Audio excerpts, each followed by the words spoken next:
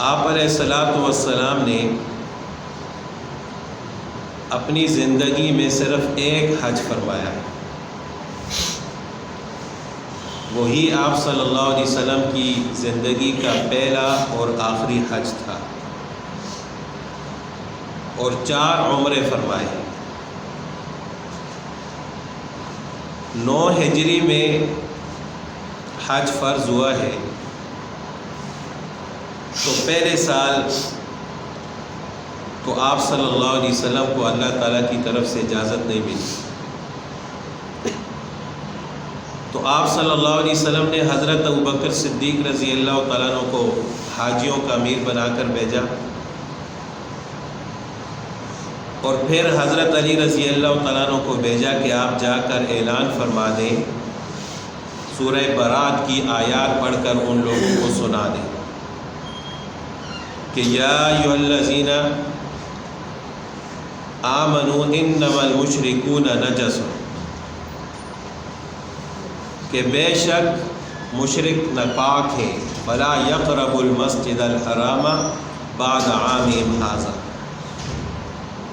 وہ اس سال کے بعد مسجد الحرام کے قریب نہ آئے۔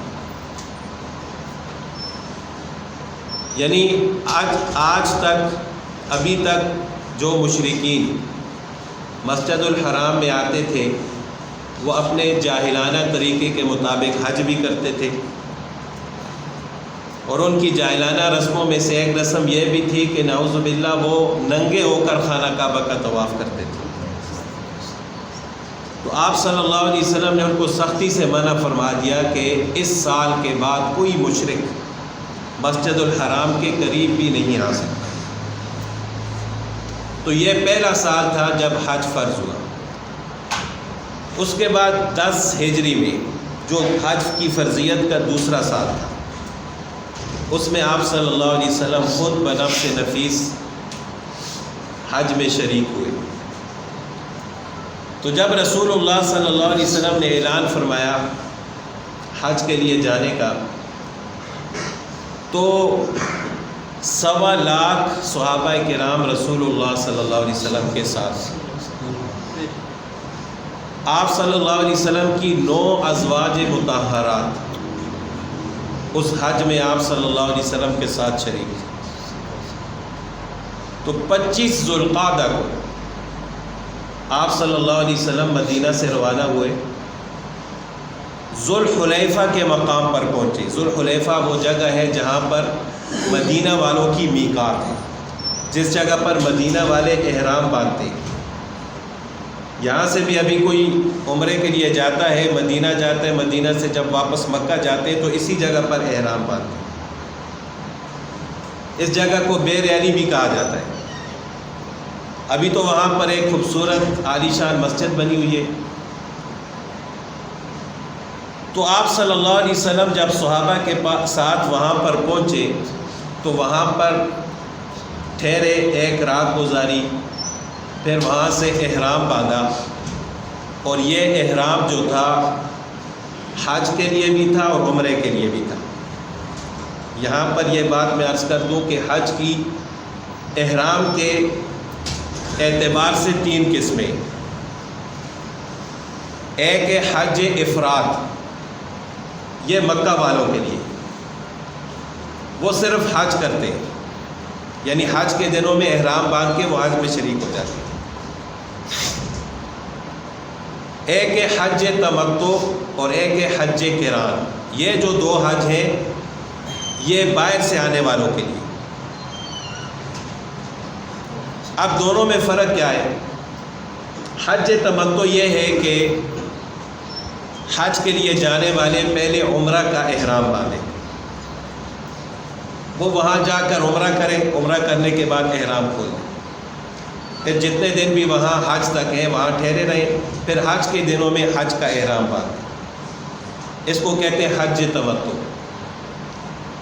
دوسرا حج ہے حج قران، یہ سب سے افضل حج ہے۔ حج قران کا مطلب یہ ہے کہ ایک ہی احرام میں عمرہ کی بھی نیت کر لیں اور حج کی بھی۔ تو ظاہر ہے اس میں زیادہ مشقت ہے کہ وہاں جا کر عمرہ کرنے کے بعد اسی احرام میں رہیں، جب تک حج شروع نہیں ہوتا. تو یہ زیادہ مشقت والا کام ہے، کیونکہ احرام کی وجہ سے انسان پر پابندیاں ہوتی ہیں. تو ایک ہی احرام سے عمرہ کی بھی نیت کر لیں اور حج کی بھی. اس کو حج قران کہا جاتا ہے. تو آپ صلی اللہ علیہ وسلم کا بھی جو احرام تھا، جو حج تھا، یہ حج قران تھا کہ آپ صلی اللہ علیہ وسلم نے جب ذوالحلیفہ کے مقام سے احرام باندھا تو وہ احرام عمرہ کے لیے بھی تھا اور حج کے لیے بھی تھا. تو وہاں سے جب رسول اللہ صلی اللہ علیہ وسلم احرام باندھ کر روانہ ہوئے. اب یہاں پر ایک بات اور، عام طور پر ہم احرام کہتے ہیں ان سفید چادروں کو جو 2 چادریں لپیٹی جاتی ہیں، ایک ناف سے نیچے اور ایک اوپر اوڑھی جاتی ہے. حالانکہ احرام ان چادروں کا نام نہیں ہے. یہ چادریں تو احرام کی علامت ہوتی ہیں. احرام تو نام ہے نیت کا. اسی وجہ سے آپ جو لوگ عمرہ کے لیے گئے انہوں نے دیکھا ہوگا کہ لوگ ایئرپورٹ سے یا اپنے گھر سے احرام کی چادریں تو اوڑھ لیتے ہیں، لیکن نیت کب کرتے ہیں؟ جب وہ جہاز میں ہوتے ہیں. ہماری جب میقات آتی ہے اس سے پہلے باقاعدہ اعلان کیا جاتا ہے کہ ابھی میقات آنے والی ہے، لہذا آپ لوگ احرام کی نیت کر رہے ہیں. تو احرام تو پہلے سے چادریں توڑی ہوئی تھیں، لیکن وہ پابندیاں ابھی تک لاگو نہیں ہوئی تھیں کیونکہ ابھی تک نیت نہیں کی تھی. اب نیت اس میقات سے پہلے کرنی ہوتی ہے. تو جب وہ میقات آنے والی ہوتی ہے تو جہاز میں باقاعدہ اعلان کیا جاتا ہے کہ اب میقات آنے والی ہے، لہذا آپ حضرات نیت کر لیں. تو احرام نام ہے نیت کا. یہ چادریں احرام کی علامت ہوتی ہیں. اب جب رسول اللہ صلی اللہ علیہ وسلم، صحابہ کرام، وہاں سے آپ نے احرام باندھا تو آپ صلی اللہ علیہ وسلم نے اور صحابہ کرام نے تلبیہ پڑھنا شروع کیا. تلبیہ کیا ہے؟ لبیک اللہم لبیک لبیک لا شریک لک لبیک ان الحمد والنعمت لک والملک لا شریک لک. یہ ہے تلبیہ.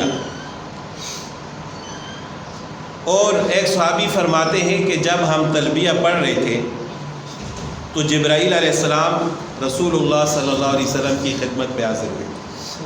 تو جبرائیل علیہ السلام نے رسول اللہ صلی اللہ علیہ وسلم کی خدمت میں حاضر ہو کر عرض کیا کہ یا رسول اللہ صلی اللہ علیہ وسلم، اللہ تعالیٰ فرماتے ہیں کہ میرے بندے ذرا اونچی آواز سے تلبیہ پڑھیں. یہ تلبیہ پڑھنا اللہ تعالیٰ کو اتنا پسند ہے. اب اس تلبیہ کا پس منظر کیا ہے؟ کیوں پڑھتے ہیں یہ تلبیہ؟ کیوں پڑھا جاتا ہے؟ حضرت ابراہیم علیہ السلام نے جب خانہ کعبہ کی تعمیر فرمائی، سورہ حج میں اللہ تعالیٰ کا ارشاد ہے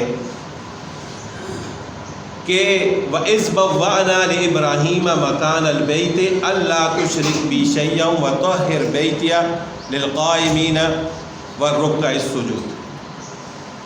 کہ جب ہم نے ابراہیم علیہ السلام کو بیت اللہ میں ٹھکانہ دیا تو ہم نے ان سے فرمایا کہ اللہ تشرک بی شیئا، کہ اللہ تعالیٰ کے ساتھ کسی کو شریک مت کرنا، اور میرے گھر کو قیام کرنے والوں کے لیے، رکوع کرنے والوں کے لیے، سجدہ کرنے والوں کے لیے پاک رکھے. پاک رکھنے کا یہ بھی مطلب ہے کہ اس کو پاک اور صاف کریں، اور یہ بھی مطلب ہے کہ اس کو بتوں سے پاک کر دیں. اس کے بعد اللہ تعالیٰ نے فرمایا کہ وَأَذِّنْ فِي النَّاسِ بِالْحَجِّ. اللہ تعالیٰ نے ابراہیم علیہ السلام سے فرمایا کہ لوگوں میں اعلان کر دیں، حج کا اعلان کر دیں کہ لوگ میرے گھر کے حج کے لیے آئیں، زیارت کے لیے آئیں. یَأْتُوکَ رِجَالًا، آپ اعلان کریں گے تو لوگ پیدل چل کر آئیں گے. وَعَلَىٰ كُلِّ ضَامِرٍ، اور دبلی پتلی سواریوں پر آئیں گے، یعنی اتنے دور دور سے آئیں گے کہ ان کے جانور، ان کی سواریاں لاغر اور کمزور ہو جائیں. یأتین من کل فج عمیق، وہ ہر دور دراز کے علاقے سے آپ کے پاس آئیں گے. تو اللہ تعالیٰ نے تو اعلان کرنے کا حکم فرما دیا ابراہیم علیہ السلام کو کہ آپ اعلان کریں کہ لوگ بیت اللہ کے حج کے لیے آئیں. اور جب اعلان کریں گے تو لوگ آئیں گے۔ ابراہیم علیہ السلام نے عرض کیا کہ یا اللہ یہاں تو بیابان ہے، یہاں تو انسان ہے ہی کوئی نہیں، میرا اعلان کون سنے گا؟ اور جہاں عبادی ہے وہاں تک میری آواز پہنچتی نہیں ہے۔ تو اللہ تعالیٰ نے فرمایا کہ آپ کا کام ہے اعلان کرنا، لوگوں کے کانوں تک آواز پہنچانا ہمارا کام۔ یہاں اگر سننے والے نہیں ہیں تو کوئی وجہ نہیں، کوئی مسئلہ نہیں ہے، جہاں لوگ ہیں، جہاں آبادی ہے، آپ کا اعلان، آپ کی آواز ان کے کانوں تک پہنچے گی۔ جب حضرت ابراہیم علیہ السلام نے اعلان فرمایا تو جس نے حضرت ابراہیم علیہ السلام کے اعلان کو سنا، انہوں نے اس اعلان کے جواب میں یہ تلبیہ پڑھا کہ لبیک اللہم لبیک لا شریک لک لبیک ان الحمد والنعمت لک والملک لا شریک لک۔ اور اسی حضرت ابراہیم علیہ السلام کی آواز کے اور اعلان کے جواب میں آج تک لوگ اسی تلبیہ کو پڑھتے ہیں۔ اور یہ تلبیہ پڑھنا مردوں کے لیے تھوڑا سا اونچی آواز سے پڑھنا بہتر ہے، اور عورتوں کے لیے آہستہ آواز میں۔ اونچی آواز کا بھی یہ مطلب نہیں ہے کہ وہ اپنے گلے پھاڑیں۔ ایک حدیث میں آپ صلی اللہ علیہ وسلم سے پوچھا گیا کہ یا رسول اللہ صلی اللہ علیہ وسلم حج کس چیز کا نام ہے؟ تو آپ صلی اللہ علیہ وسلم نے فرمایا کہ الحج والسج، کہ آواز بلند کرنا یعنی تلبیہ پڑھنا، اور خون بہانا یعنی قربانی کرنا۔ تو حج کے دوران جتنا زیادہ یا عمرہ کے دوران جتنا زیادہ کوئی تلبیہ پڑھے گا اتنا ہی زیادہ اس کے لیے اجر و ثواب ہے۔